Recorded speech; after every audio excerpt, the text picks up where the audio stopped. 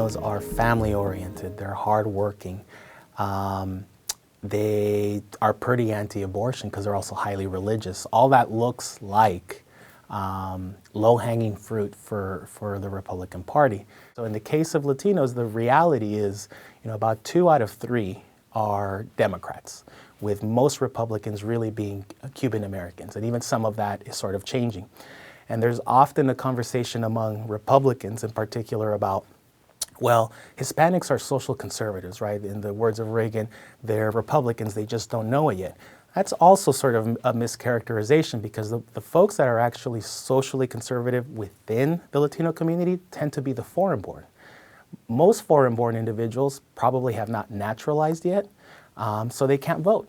So it doesn't matter that they're socially conservative, and it doesn't matter that you think that they exist out there. If they are not citizens yet, they can't vote, right? And then quite apart from the eligibility sort of issue, there's the issue of what the party says it wants to do and what it actually does to retain its core supporters. And it's a mixed message. It's really, people say, well, for example, Donald Trump really didn't say all Mexicans. That's not actually how it's heard, right? And so that can be an issue, right? I think when there is a Latino vote, but I would say you have to unpack a little bit of the diversity within to get a sense of what's going on. I think one bigger, line of cleavage within the community, much more important than whether you're a Republican or a Democrat, is, essentially how integrated are you into society, right? Are we talking about foreign-born Latinos? Are we talking about their native-born children? Or are we talking about their native-born grandchildren and great-grandchildren? It doesn't actually get any easier, for example, for a party like Republicans if you say, well, I'll just focus on the native-born. Because what we know is that even among the native-born, once you get past that third generation, there's a lot of Latinos that essentially plateau in terms of a lot of things like how good their jobs actually are, what kinds of schools they're actually going to, do they finish school?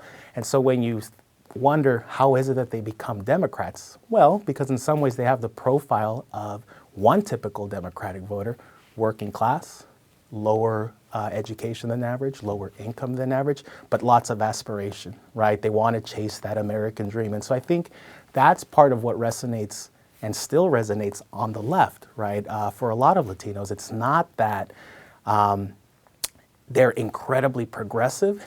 It's that I think they have a pretty strong faith on average in what America can offer, if not them, maybe their children, right? And I think that's why you still see Democrats pulling as many Latino voters as they have, especially in the last 2 elections, right? If the whole election, the last 2 cycles was about hope, I think you don't get any more hopeful than something like the American dream, right?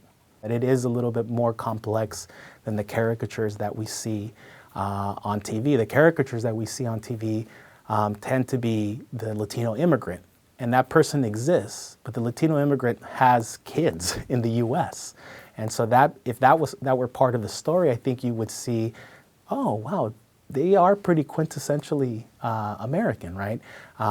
They might speak Spanish, but their English is what is dominant.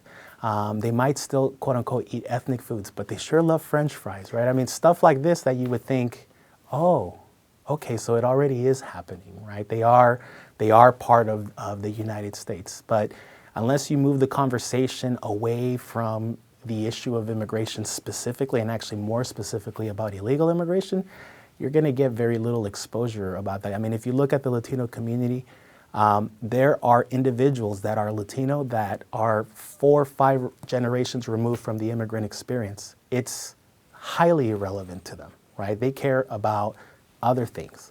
You're not going to have that conversation if you keep on hammering home all the folks that got here in the last 15 years, right? And they matter. But I wouldn't say that that's the central tendency in the community. The central tendency probably looks something more like me, right? U.S. born, went to U.S. schools, maybe visited Mexico, but doesn't want to live in Mexico, et cetera, et cetera.